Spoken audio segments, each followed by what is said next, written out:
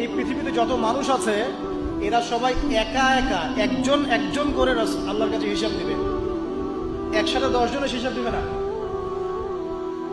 চিন্তা করতে পারেন পৃথিবীতে কত কোটি মানুষ চলে গেছে, আর কত কোটি মানুষ আছে, আর কত কোটি মানুষ আসবে।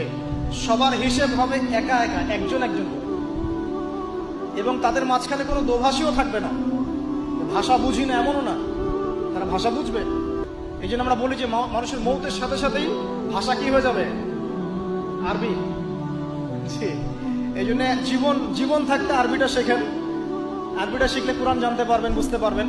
আল্লাহ পাক তৌফিক দান করুন, আমিন। তো দেখুন, প্রথমে ব্যক্তির কথা বলা হচ্ছে, সবকিছু বাদ দেন। ইয়া আইয়ুহাল্লাযীনা আমানু, হে মুমিনগণ, তোমরা আগে নিজেদের নফসের খবর নাও, ঠিক আছে? ইত্তাকুল্লাহ, আল্লাহকে ভয় করো, হাক্কা তুকাতিহি, ভয় করার মতো ভয় করো। ওয়ালা তামুতুন্না ইল্লা ওয়া আনতুম মুসলিমুন, পরিপূর্ণ মুসলিম না হয়ে মৃত্যুবরণ করো না।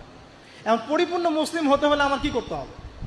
এক কথা, সহজ কথা, কোরআন এবং হাদিসে যা আছে মেনে চলতে হবে এবং রাসূলুল্লাহ সাল্লাল্লাহু আলাইহি ওয়াসাল্লামের আদর্শ ফলো করতে হবে।